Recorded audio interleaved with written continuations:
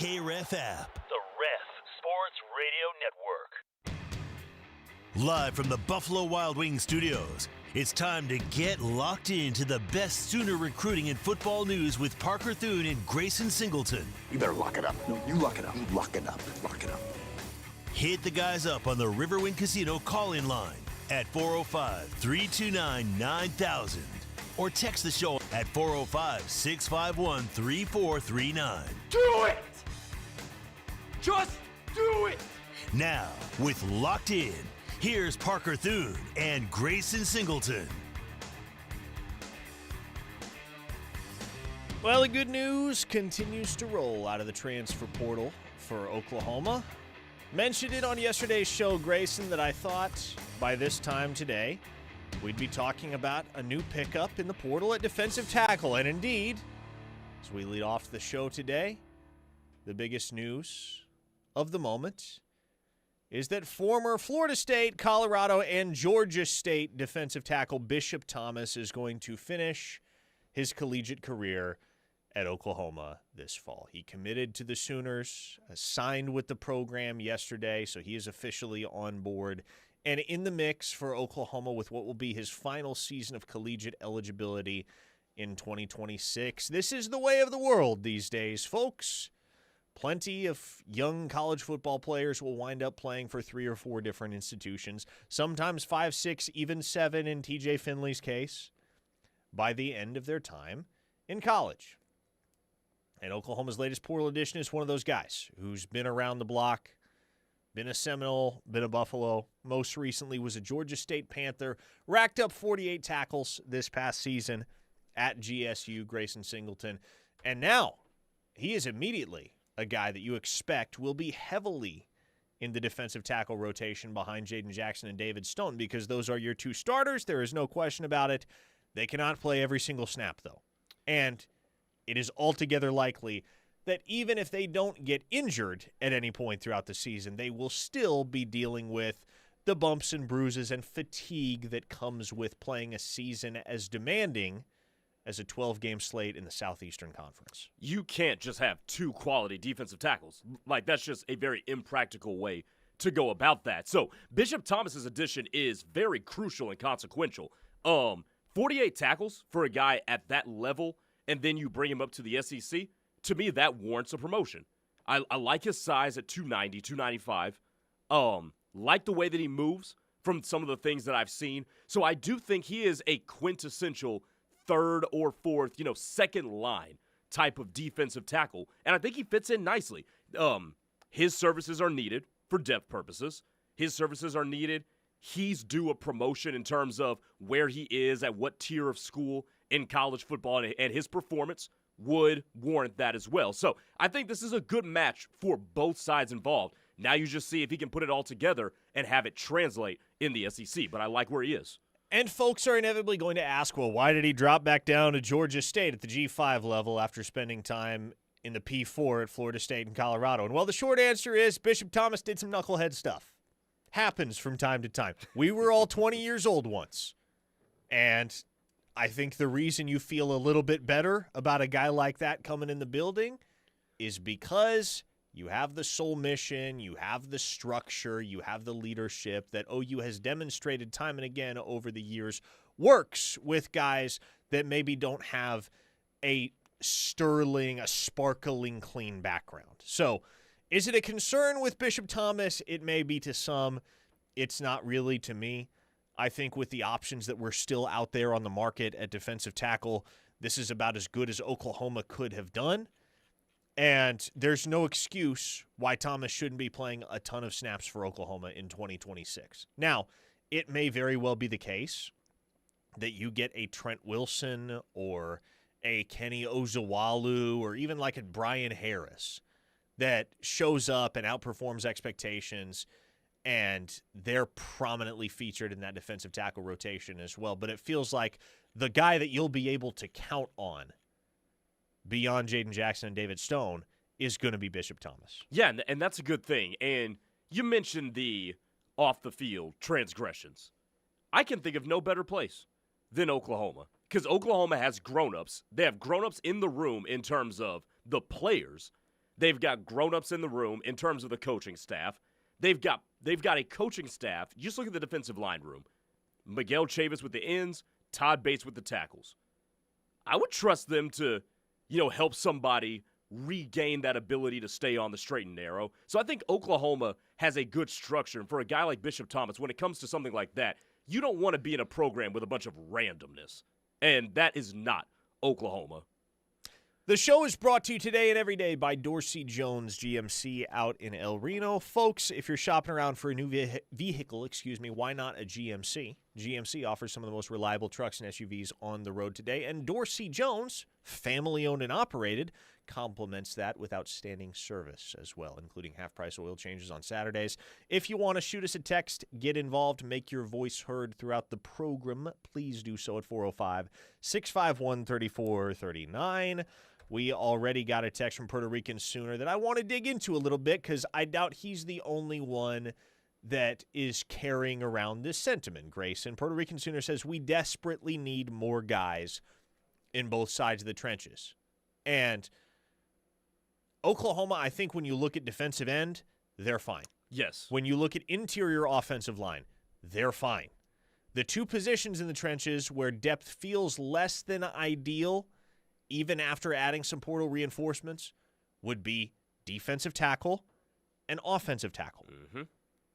Right now, I'm pretty sure I mentioned to everybody that's on scholarship in the defensive tackle room. I don't know how you want to categorize Kenny Ozuwalu as a defensive end or a defensive tackle. I kind of have the expectation he's going to slide inside, especially just depending on how quickly he can pack on weight and how he responds to the strength and conditioning staff at Oklahoma. But whether or not you throw Ozuwalu in the mix, you have Jaden Jackson, you have David Stone, you have Trent Wilson, you have Bishop Thomas, you have Nigel Smith, and then you have the two incoming true freshmen in Brian Harris and James Carrington. That's seven scholarship defensive tackles, but only two of whom have produced in an Oklahoma uniform. After that, man, it's kind of a shot in the dark. Again, you hope and expect it's going to work out with Bishop Thomas. You hope and expect that a guy like Trent Wilson or a guy like Nigel Smith is going to be ready to step into a larger role and a larger degree of responsibility with this program, but you don't know that for a fact yet. And then similarly at offensive tackle, you have a couple guys that can play inside and outside in Daniel Akinkunmi and Peyton Joseph. But you only have four true offensive tackles on the roster right now in Michael Fasusi, Ryan Foje, Amarian Harris, and Deacon Schmidt. That's it. So to me, I would love to see Oklahoma go add another offensive tackle in the transfer portal. That feels like a necessity. I don't know that it's a necessity that you go get another defensive tackle, but man, it would make you feel better. It would make you feel more content about the situation there. One's more of a necessity, one's more of a luxury. And the necessity is offensive tackle, especially at a veteran level too, because a lot of these offensive tackles that Oklahoma has are young, and you just never know year to year when it comes to underclassmen. Also, Oklahoma's tackles have been kind of banged up the last couple of years, so you're going to want some more of those to feel really good. But defensive tackle, I think you're in a decent spot there. Jaden Jackson and David Stone are the best tackle combination that you can't get much better than them. And then behind them with Bishop Thomas, I do believe one of the freshmen, whether it's Carrington or Harris, will do something. I don't know how much of it, but I think they'll do something. Interesting question on the YouTube chat, by the way.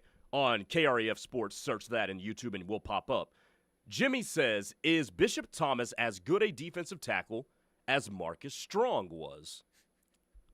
Hard to say, isn't it? Because we didn't see a ton of Marcus Strong at OU, but what we did see, he made plays, man. He made an impact. Bishop Thomas played a ton at Georgia State, had 48 tackles, was arguably the best player on that entire roster, and it wasn't a great roster, but he was a standout for that program, no problem. Or I should say no question, but Georgia State is Georgia State. The University of Oklahoma is the University of Oklahoma. Is Bishop Thomas better than Marcus Strong? I have no idea. We're about to find out. That's what the OU staff kind of has to count on right now. Because like I said, they didn't want to lose Marcus Strong. No. Marcus Strong is a guy that they wanted to keep around.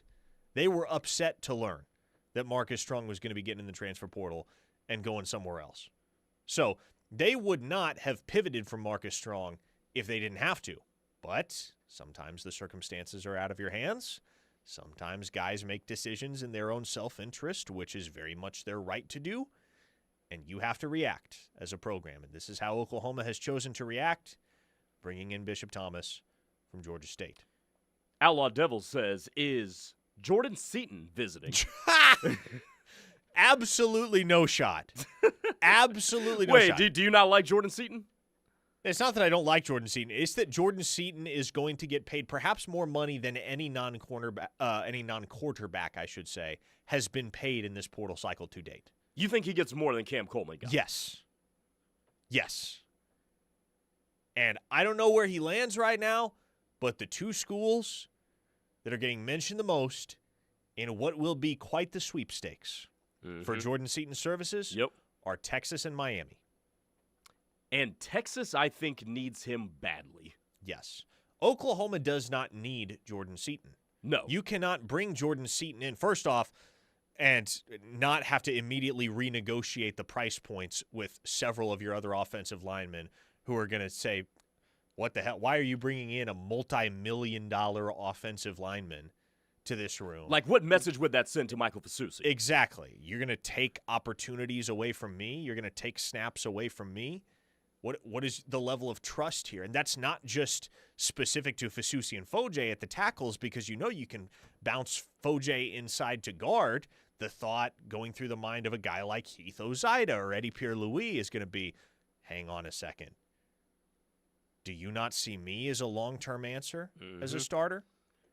Amarian Harris is going to be thinking, do I have the same opportunity now? Am I going to be granted the same opportunity to get out there and start and contribute for this team that I was before the Jordan Seaton acquisition? It's going to cost a ton of money anyway, and it also just doesn't make a ton of logistical sense for Oklahoma with the trickle-down effect that it would have on the room. So I think Jordan Seaton is probably going to land at Texas or Miami right now. And who knows, there are always those schools, Texas Tech, Oregon, they can kind of come in and upset the apple cart just because of the immense amount of resources that they have at their disposal if they want to make an acquisition like that.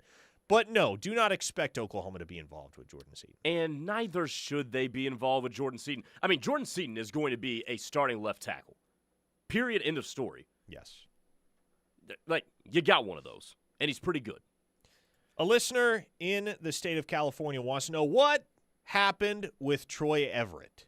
Did we get outbid?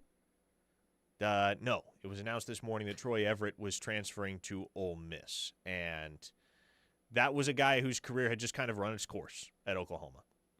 And that was the reality of the situation. He was not going to start next year for this program. He was going to be the backup center behind Jake Michaela. Going to Ole Miss, he lands somewhere where he has a chance to start. Good on him. He was a captain here, very well respected at the university, but there just wasn't going to be a ton of opportunity absent injuries for a guy like that if he came back in 2026. Outlaw Devil says, damn, Parker, you didn't have to openly laugh at my question. Did I? What was your question? He was the one that asked about Jordan Seaton. Oh, I'm sorry, Outlaw Devil. Nothing personal, I assure you. I wasn't laughing at your question more than I was, as much as I was laughing at the thought that Oklahoma would even entertain the prospect of getting involved with a circus like the Jordan Seaton circus, because Oklahoma was planning on getting involved in the Cam Coleman circus until they very quickly realized what the actual price point was going to be, at which point they said, oh, hell no, which I don't think it takes that type of realization with Jordan Seaton. I think that's the understanding you have off the bat. That's right, because even though Colorado hasn't been very good in the last couple of years, especially this year, Jordan Seaton is very good. Mm-hmm. Spartan Sooner says, do you see them try to put 10 pounds or so on Bishop Thomas to get him above 300? I don't think you need to. And, you know, in talking to Bishop Thomas last night, I mentioned this in the 12 o'clock hour, he said the Oklahoma staff sees him as the new Grayson Halton. Mm-hmm. And Grayson Halton played at like 292, I think. Yeah. So he was always in that 290, 295 range. You have 300-pound plus dudes. I don't know why that was so difficult to get out, but Jaden Jackson is 300 plus. David Stone is 300 plus. Trent Wilson's going to be 300 plus. Odds are Tank Carrington and Brian Harris are going to be north of 300 by the time fall camp rolls around. So if you're trying to fill a very specific need, i.e. a trimmer defensive tackle that can raise some hell down there in the trenches, especially as a pass rusher, then no, I don't think there's a need to bulk Bishop Thomas up, nor does Oklahoma, at least from what I've gathered, want to do that. Tyson from Stigler asks, what's the latest on Caden Durham going back to LSU? I need to make some calls on Caden Durham. Did he not say he's going back to LSU? Did he say that? Okay, because I know that's been how recently did that? I thought that came out yesterday. Okay, if that's the case, and great. What I had been hearing was that there's a very real chance he just winds up back in Baton Rouge. Yeah, and I think that's what was announced yesterday. Yep, there you go. Okay, yes, it was reported yesterday he is withdrawing and going back to LSU. So that's that. Last question before we hit a break here. A 310 listener says, "I guess we're not as rich as we want to be, huh? Is anyone? Is anyone as rich as they want to be?" That's a good point. Maybe Texas Tech. Maybe they're just as rich as they want to be. But even so, if they were as rich as they wanted to be, they wouldn't have lost the bag war for Cam Coleman either. So nobody's content with where they're at financially in the current landscape of college football. And that's just kind of emblematic of the current status of the sport. 405-651-3439. So much more ahead as we unwind here on Locked In. Parker Thune alongside Grayson Singleton here in the Buffalo Wild Wings studios. Hit us up in the text line. More to come. Keep it here on the Ref, the home of Sooner fans. Locked In is brought to you every day by Dorsey Jones GMC in El Reno. Dorsey Jones GMC is family-owned and operated with a knowledgeable, low-pressure sales staff here to help you through the buying process and half-price oil changes on Saturdays. Visit dorsey-jonesgmc.com for more information. For the professional, it's not enough to just possess knowledge. That's why at GMC, we seek to refine it, to wield its power, to redefine its boundaries, while pushing the limits. And we put this knowledge to the test in every GMC Sierra by engineering each one to outperform your expectations. So you know you're getting precision and durability when you need it most. And that's what makes the GMC Sierra the truck worth knowing. We are professional grade. See your Oklahoma GMC dealers. After a car crash, life can be hard. You're hurt, stressed, and then when you need help the most, the insurance company doesn't care. They drag their feet, question your injuries, and make things difficult. They put profits over people.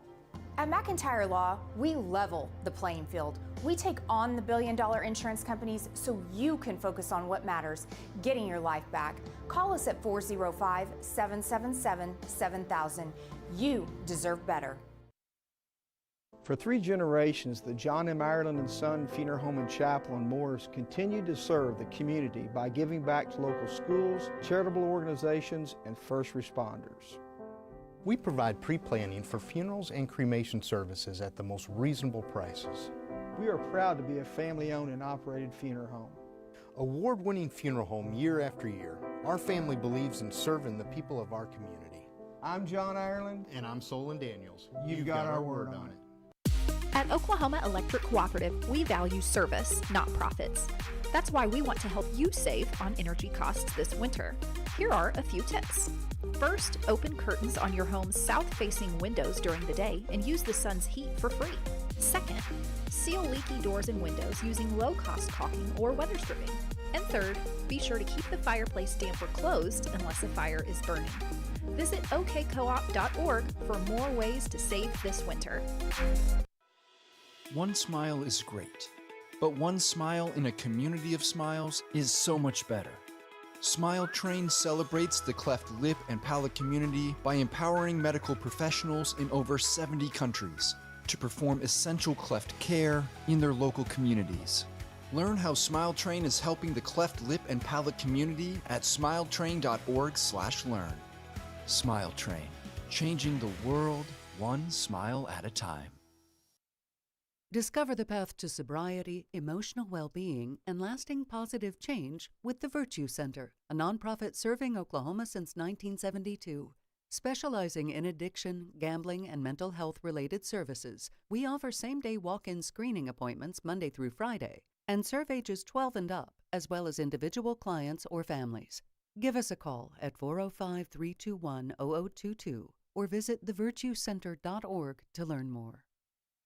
Looking to buy or rent equipment for your next big job? Warren Cat is excited to announce the opening of their new store in Norman. From industry-leading Cat machines to reliable lift and power solutions, our team is here to keep your business moving forward. As a proud partner of OU Athletics, we're committed to supporting the strength, grit, and excellence that drive our community. Visit our new store off of I-35 in Norman or visit one of many locations across Oklahoma or search Warren Cat online. Whatever the job, whatever it takes.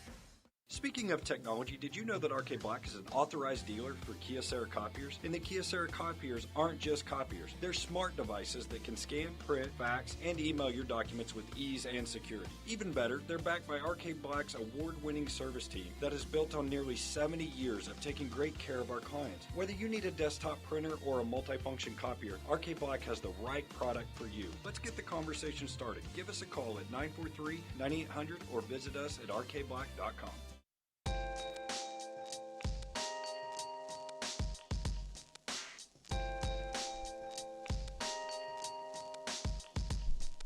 It's locked in here on the Ref. Parker, Thune, Grayson, Singleton with you. The text line, always open at 405-651-3439. Recruiting Boomer sent us a text that read, I love the fact that all we heard for 2 months before the portal opened was OU is stockpiling the funds to go big game hunting.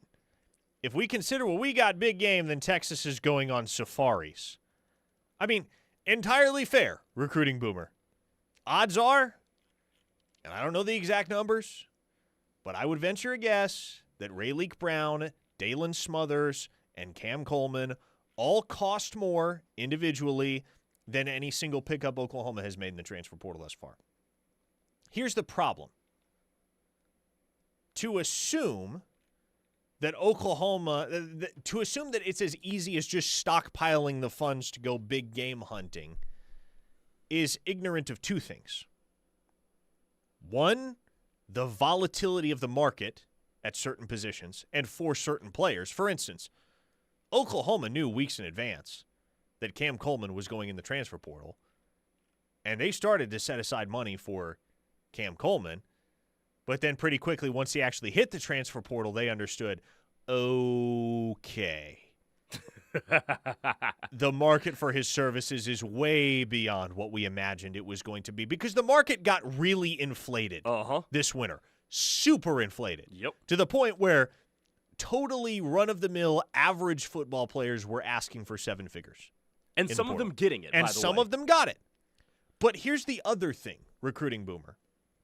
Here's the other thing that you have to keep in mind when you start to hear something mid-season, such as OU stockpiling the funds to go big game hunting. And that may be true, and it was true, but you have to start with your own guys. Retention comes before all else. And just to pick one example here, Grayson, you figure Oklahoma imagined before the season that they would have to pay as much as they wound up paying to retain Taylor Wine?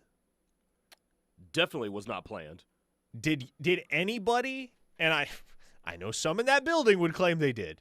Maybe Miguel Chavis. Maybe Miguel Chavis is the one that anticipated the extent of Taylor Wine's breakout campaign in 2025. Maybe R. Mason Thomas saw that coming. I remember him singling out Taylor Wine at SEC Media Days back in July.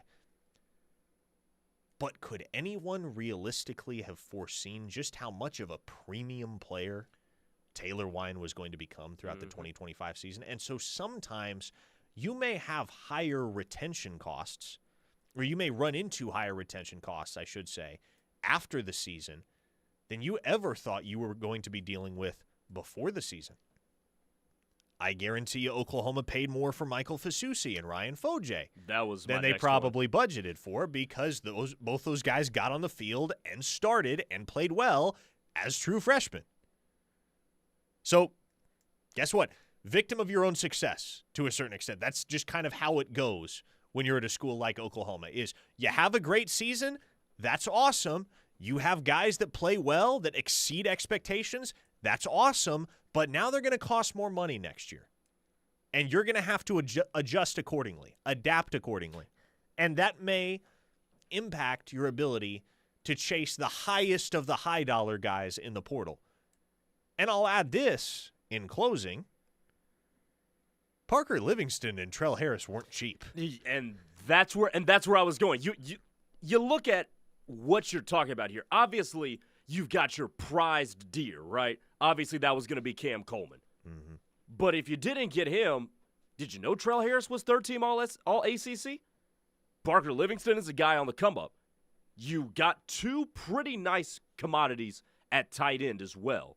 So, yeah, you probably didn't go and land the big ultimate thing you wanted, and that's all fair and good. But they still went some version of big game hunting because you beat Indiana for Parker Livingston, and then who else knows was the runner-ups for Trell Harris as well. So, no, I think they accomplished what they needed to accomplish. And if they weren't going to drop $3 million on Cam Coleman, there's not a much better pivot that you could have had than what they came up with. Agreed. Sooner Bump on the text line says it's always more important to retain than pay for a transfer player. That's just smart business. With you all the way. If you have a guy that's been in the system and is playing at a high level and that is steadily improving year over year, you're always going to be preferential to keeping that guy around. I shouldn't say always. More often than not, you're going to prefer to keep that guy around rather than go seek another player at that same position in the transfer portal. We have a breaking news story in college football. I was going to get to this. This has been floating around for a couple hours. But, yes, go ahead. We can turn the page here. Yeah, so the FBS coaches have voted unanimously to adjust the redshirt rule from 4 games to 9 games. Mm-hmm. Nuts. Now, bonkers. To be clear, this does not mean anything practically right now for those that are curious. This does not mean the redshirt provision is increasing from 4 games to 9 games. This is merely a recommendation that now goes before the NCAA Division I committee. Yes. So, nothing is finalized. No decisions have been made in this regard. But what this would essentially do, Grayson, is it would enable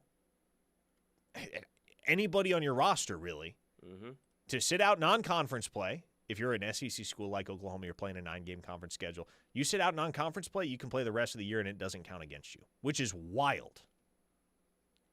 9 games.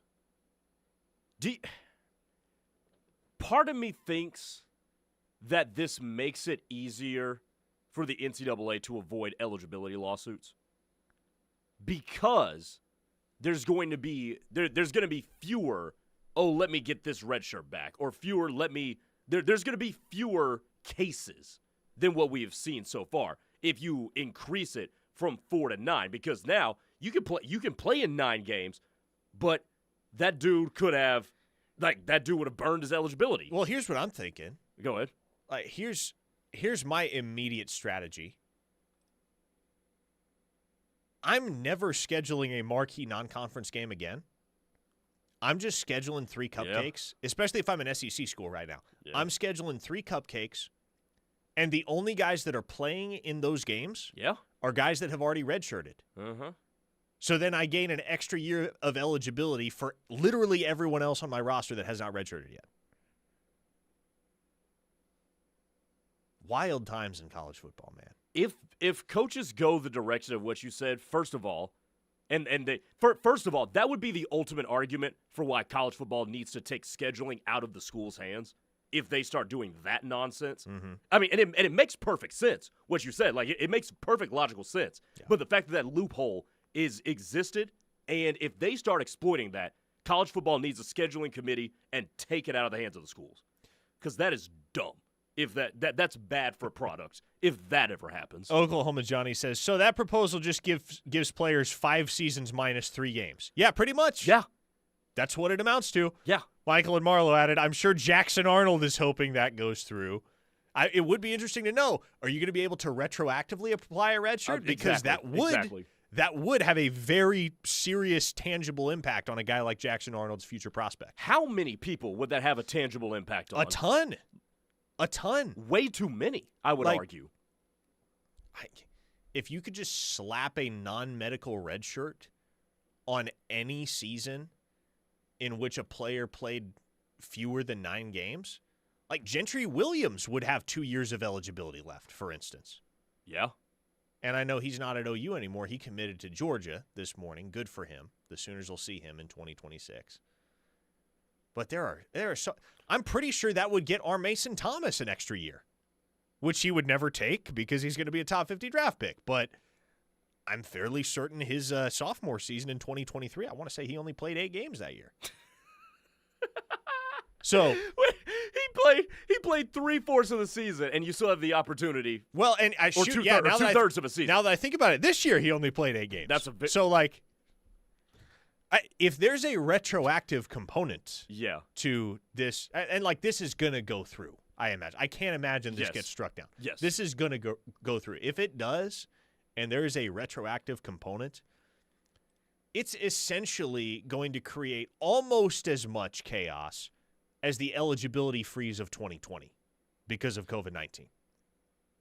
Suddenly, there will be guys eligible for another season that you never imagined you would have to account for playing another season. And that's going to have an effect on, for one thing, the finances. Yeah. As these programs are trying to balance the budget for next year and plan for what they're losing versus what they're bringing back.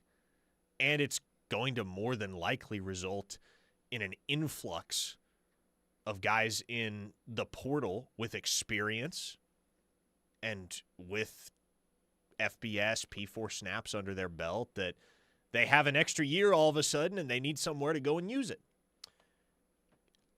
You know who the biggest loser in all of this is if this does in fact go through? High schoolers. Oh, of course. The high schoolers are the biggest loser in all of this. Where do you play? When do you get your opportunity? If dudes can, like you said, theoretically sit out the entire non-con if you schedule cupcakes throughout the entire non-con and then just maintain years of eligibility. And they never get their opportunity. And here's the problem. I'm seeing this text a lot on the text line right now. People are saying, great, this means Owen Heineke's coming back. No, it doesn't mean that at all. It does not mean that at all. Because Owen Heineke already took a football redshirt in 2022. That's not the crux of his eligibility appeal right now and the controversy therein. It's about the 3 lacrosse games that he played at Ohio State in 2021. Yeah. And he would need a red shirt applied to that lacrosse season at Ohio State if he were going to be eligible to play in 2026. The way that the NCAA views it, Owen Heineke came to Oklahoma with 4 years to play 3. And he has played 3 in 4 years. So what has to happen within the NCAA offices is they have to come to the determination that Owen Heineke's season of lacrosse in 2021 does not count against him. Right. It has nothing to do with any red shirt that has happened or hasn't happened on the football side of things. As far as the NCAA is concerned, he is out of football eligibility despite the fact that he took a red shirt in 2022. The NCAA has to rule on that pretty quickly, right? You'd think so. Because the deadline to enter the NFL draft for players that are not participating in the national championship is tomorrow. So I mean, it is, isn't it? Yes, January 14th. January 14th. Yeah. So Owen Heineke's got to know, do I need to go ahead and declare for the draft, or can I plan on coming back to Norman? Well, and he, as I understand it, correct me if I'm wrong here, he can declare for the draft. He just can't hire an agent if he wants to come back. Well, hold on now, because all the college players have representation and agents now. So, is that rule even applicable anymore?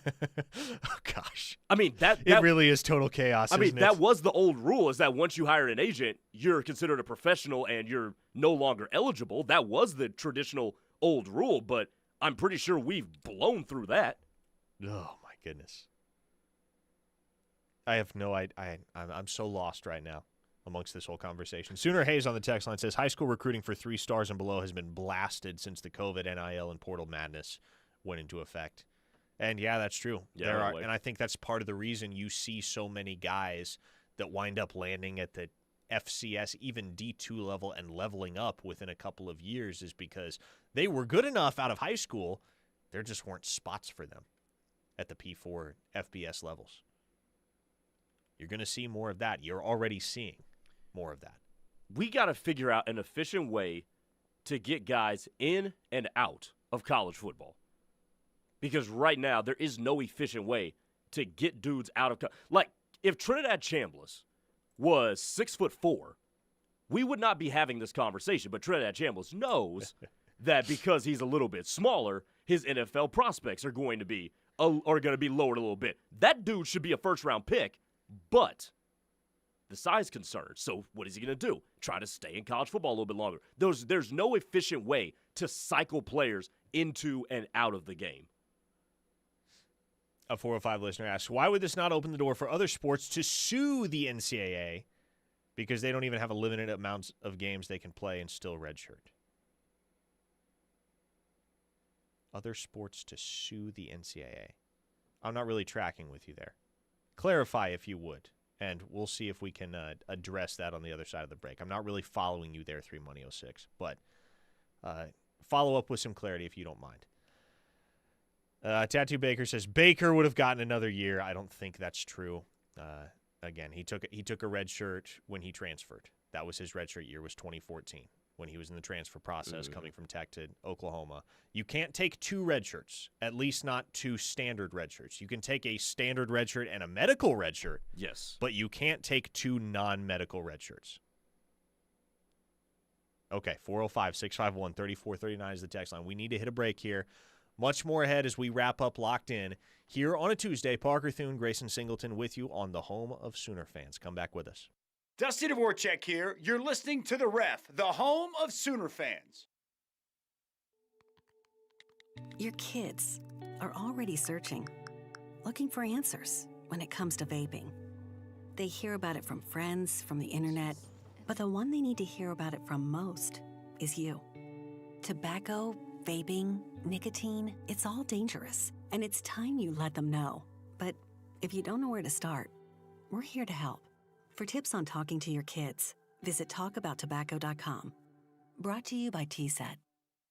What's your next dream? Paying off your credit card, remodeling your kitchen, exploring the rainforests of Costa Rica. Whatever your dreams, they take some planning, and State Farm agent Scott Tavares is right here in Moore to lend a hand. As your local good neighbor, he can help you look at the things you want to save for. Come up with a plan to make those savings goals happen. Because your money should work just as hard as you do to achieve your dreams. So whether it's being free of debt or free to roam the world, call State Farm agent Scott Tavares, 405-794-0020. Like a good neighbor, State Farm is there. At Confidence Ford of Norman, we believe in living up to our name. Our commitment to confidence is in everything we do. Whether you're searching for the perfect vehicle from our extensive selection of new Ford models or pre-owned cars, our dedicated team will help you every step of the way. Because with us, your family. We're conveniently located at 825 North Interstate Drive. Confidence Ford of Norman, a Cavender Auto family dealership where confidence is Cavender. We all make choices about alcohol. Kids make choices whether to drink or not. Bye, Dad. Remember, I'm going to Alex's party tonight and sleeping over. Hey, remind me about that party again? And adults make choices whether to talk about it. That's true of parents and every other trusted adult in a kid's life. Kids want to know our expectations, and they want honest answers in everyday conversations. So talk with your kids and help lead them on a positive path, because when you talk, they hear you. Learn more at underagedrinking.samhsa.gov. Are you ready for winter in Oklahoma? Hi, this is Reese with Cavens Group. With temperatures getting cold at night, the chances are higher that you could be faced with pipes bursting, and that can lead to water loss and damage to your home or business. Cavens is family owned, fully equipped, and always ready. Call Cavens Group at 316-221-9632 or visit cavensgroup.com. We are ready 24 hours a day to help. Cavens Group, you don't need us until you need us. Have you or someone you know suffered a loss to your home or business from the recent storms? Before you accept a settlement, call Brown O'Haver at 405-735-5510. Brown O'Haver is a local-based company helping Oklahomans with claims since 1988 with preparation and expert analysis detailing your loss and insurance settlement. As your trusted consultant, Brown O'Haver can give you peace of mind and make sure you're getting what's yours. Call Brown O'Haver today, 405-735-5510, and make sure they're working for you. My name is Emma. I am 13 years old. 6 years ago, I was injured in a car accident that left me paralyzed from the waist down. Last January, I got to meet my service dog, Marcia. Marcia helps me open doors. She picks up things that I can't reach. She makes me feel like together we can do anything. We are just one of the thousands of teams Canine Companions has paired together over the past 50 years. Visit canine.org to see the many ways you can change lives. The defending national champion OU women's gymnastics team hosts perennial powerhouse Georgia to open the 2026 home schedule on Friday, January 23rd at 5:45 p.m. Arrive early for the Winter Wonderland night as the Sooners raise their 7th national championship banner to the rafters before the meet. Experience the flips, fireworks, and Friday night entertainment for the whole family with the best gymnastics action in the country. Reserve your seats today at Soonersports.com.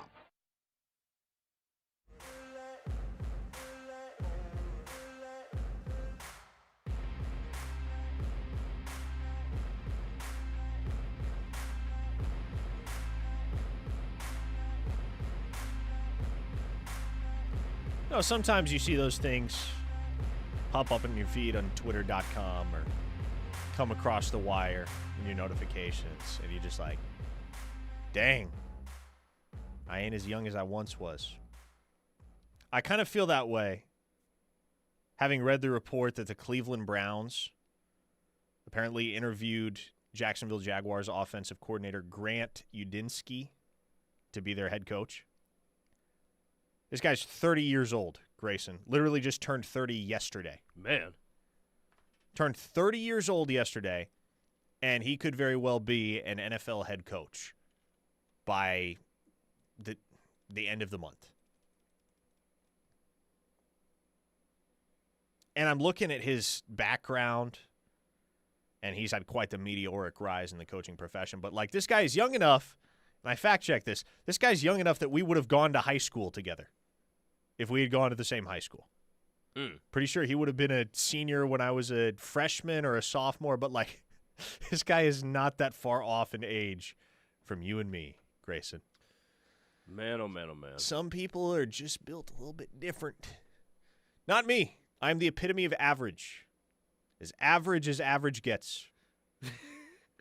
6 feet tall, 185 pounds, average build, average life. The coolest thing about me is that I happen to have a job covering a sport that so many of you care so deeply about. Hey, look, you're 26 and you're a homeowner. I don't think that's average this day and age. That is true. Maybe that's the coolest thing about me, is I am a homeowner. That's a pretty cool flex, though. Hey, you better buy a house here soon before the market gets too out of control. I don't know, man. Shoot. Wish me luck. Good luck. Thank you. Sooner Bump says, NFL head coach with the Browns is generous, Parker. Hey, I'm just saying, NFL head coaching job is an NFL head coaching job. I was about to say, there's only 32 of those. You can get one of those at 30 years of age. Who's the youngest head coach in NFL history? Was it Lane Kiffin? Was Lane Kiffin the youngest head coach in NFL history? Was he younger than McVay was when he got his job? Because Kiffin, I think he was 31. I think Kiffin was 31. Yeah, he would have been younger than McVay. He was the youngest head coach in Oakland Raiders history. I am fact-checking this as we speak. Youngest, I'm just going to punch this into my search engine. Youngest head coach in NFL history. This is great that we just have the capacity to do this these days. Like, we can have an answer to any question within 5 seconds. Yeah. The youngest head coach in modern NFL history is Sean McVay, hired by the Rams in 2017. At 30 years, 11 months old. Okay, that's what I thought it was. So Udinski, were he to be hired by Cleveland, would be the youngest head coach in NFL history. Crazy. Tattoo Baker says, Grayson can't be scanned on title insurance if he never buys a house. It's a good point. Gunny says, above average vocabulary, though, Parker. Above average vocabulary, I guess. You guess? That's a no-brainer. I've always thought I've had a slightly above average vocabulary. I don't know what the hell you're saying half the time. What's the craziest word you've ever heard me use? What's the one that I posted on Twitter that one time? I don't know, man. Because this is just, this is just me. Like, I don't even think about it. No, I know. I just talk, That's the man. wild part, is that you're not trying to do this. Sooner78 says, Parker, you're 26. I am 65, and you know twice as many words as me. Keep up the good work, young man. Thank you, sir. Yes. I am as average gets, but appreciate all of you that listen every day anyway. It's probably more so because of Grayson than me. Grayson's way cooler. I don't know if they listen because of me. Sooner Bum says, PT, I'm a month from 50, and I don't know half the words you say. Hey, Sooner Bump, appreciate you. Hey, let's get Bad Daddies again next time you're in town. Sooner Bump's a good dude. You still living up in Iowa, Sooner Bump? You're around here more. Let me know. Evan from Blanchard says, don't buy a house, Grayson. The market is garbage. Wait for the crash. Parker may be 26, but he has the spirit of a boomer. Ain't that the truth? It also doesn't help that I've worked with Steely now for almost 5 years. So I've got a lot of olds takes that have just kind of it was Steely that initially seared them into my brain, but eventually they just fused with my own thoughts. Yeah, and you know what? When the one texter asked during you guys' show whether or not his age alone makes him an old, I thought your reaction to that was spot on. That answer was spot on. It's just the way you see the world. It's not a physical thing. No. It's more of an emotional thing. I will say, Steely asking you who your favorite witch is was not on the bingo card for today. He throws a curveball like that every now and again. Big wink. Okay, back to football. Any smoke on the running back room, or is Jonathan Hatton going to be the stud with Blaylock and X? Anything on Sawchuk? I don't know where Gavin Sawchuk is going to end up. Is that who you're referring to? Are you talking about him, or are you talking about Gabe Sawchuk? Because in Oklahoma's running back room, I think the three that you're rolling with next year, unless somebody has a Tory Blaylock-esque fall camp and kind of forces their way into the picture, you're rolling with Xavier Robinson, with Tory Blaylock, and with Jonathan Hatton. Those are the guys that I expect to be the three. And watching Hatton this past week at the All-American Bowl, man, yeah, he's ready. He's ready. He draws plenty of Adrian Peterson comps from very uninformed folks down there in the state of Texas that never witnessed Adrian Peterson in his prime. Because there is, and there will only ever be, one AD. But, you get a big body back that wears number 28 and just dominates. I suppose it's only natural that folks are going to mention the name Adrian Peterson as it pertains to Jonathan Hatton. He's really good. He's not Adrian Peterson, but he's a guy that I think will have a clearly defined role in year one and will be a key facet of the backfield rotation. Where does Lloyd Avant fit into that? Is this just going to be a special teams type of thing? And yeah, I mean, occasional change of pace? I think special teams certainly, like he'll factor in the return game, and he may get a few snaps here and there on a game-by-game basis in the running back room, but I don't know if he's somebody you're handing the ball to when you can hand it to Xavier Robinson, Tory Blaylock, and or Jonathan Hatton. I don't know that Lloyd Avant is going to be stealing snaps from any of those guys. Yeah. Who knows? Maybe Lloyd Avant shows up and he's worlds better than we imagine him to be based on what he's done at Tulsa and Colorado State. But I think he's going to be further down the pecking order in the backfield. One-star Turbanmeyer says, 6 foot 185. I'm 6 foot, and if I weighed 185, I'd look like Tom Hanks in Philadelphia. You wear it well. Oh, thank you, sir. I appreciate it. Hey, man, it's not about the number on the scale. It's about the composition. Sooner287 says, Broderick Scholl is still available. Any chance they reconsider him? Bigsby's own Broderick Scholl, freshman offensive tackle who took a red shirt at Auburn this past year and is now in search of a new destination. That was about the most predictable one-and-done type of guy imaginable because Broderick Scholl just didn't fit at Auburn. And when he committed and signed there, none of it fit. personality-wise, identity-wise, Auburn is one thing, Broderick Schull is entirely another. I thought he should have gone to Nebraska because it was between those two for the longest time, Auburn and Nebraska. He chose Auburn over Nebraska. I don't know what his options are going to be. I don't know that Oklahoma is going to be one of them because they never offered Broderick Schull out of high school. Right. Bill Beatonbow was not in the Broderick Schull camp. He was not of the opinion that Broderick Schull was worth the scholarship. And so there you had a kid up there in the 918 in Green Country that probably would have given Oklahoma a hard look if he had ever had the opportunity to be a Sooner, but he didn't. And it came down to Auburn, and it came down to Nebraska. By the way, he's an implant, a transplant, I should say. He didn't start out at Bigsby. He played his first 2 years of high school ball in the state of Missouri. I want to say Webb City, Missouri, if I'm not mistaken. So he's not an Oklahoma native, but he did graduate high school here. Spartan Sooner says, we're going to see the mystical Andy Bass this season. I'm hopeful, man. I'm hopeful. But in what capacity would you see him? Probably special teams. Special teams and maybe some scattered snaps here and there in the backfield. But Andy Bass has just been dealt a really unfortunate hand since, well, his senior year of high school. It was his final game of his high school career in the state title game that he tore his ACL and meniscus at Heritage Hall, and he hasn't been quite right since then. It was kind of one injury to the next, and he's finally starting to turn the corner where you expect he will be 100% for spring ball, and maybe he can make a statement. Maybe he can fight for a seat at the table in that backfield.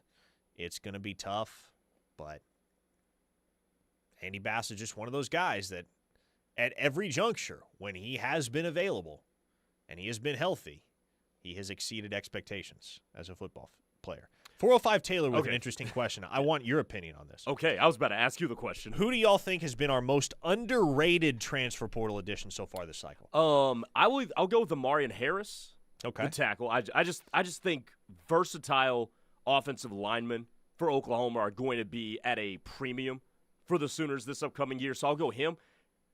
Dakota Fields also. And the reason I say Dakota Fields is because you look at Gentry leaving and you look at Davon Jordan leaving, and you look at the way that Jay Valai and Brent Venables deploy about 4 or 5 corners per game. So you need quality guys to fill out that number. And I think Dakota Fields is a guy that's going to be looking for a fresh start, obviously a high-prize recruit out of high school. I wonder if he can give Oklahoma something.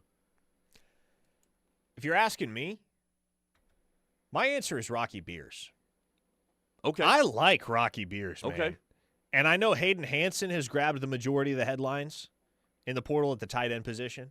And that is a really impactful pickup for Oklahoma, no question about it. He's immediately the best and most experienced tight end in an all-around sense that Oklahoma has rostered in some time. But at 6'8", 270, he's a blocking first guy. He's not a blocking only guy, to be clear, but he is and has always been a blocking first guy. When I watch Rocky Beers on tape, man, I see a guy that has the potential to, what are we looking at production-wise? I would say a guy like that has the potential to catch 30 balls for 400 yards next year. And if that's what he gives you, that's a dang good season by tight end standards. And he's got some athleticism, man. Like, he's got some speed. He can be a field stretcher at that position more so than just your average body at tight end. And so it would not surprise me if John Mateer develops a similar rapport with Rocky Beers as he did with Jaren Kanak. Because Rocky Beers isn't Jaren Kanak, but he offers some of those same traits as a pass catcher. Sooner Lisa from BA, oh no, she said, okay, Parker, it's Bixby, not Bigsby. Drives me nuts. My husband says it the same way. Lisa, we had a whole show about this a couple of months ago. Yeah, we did.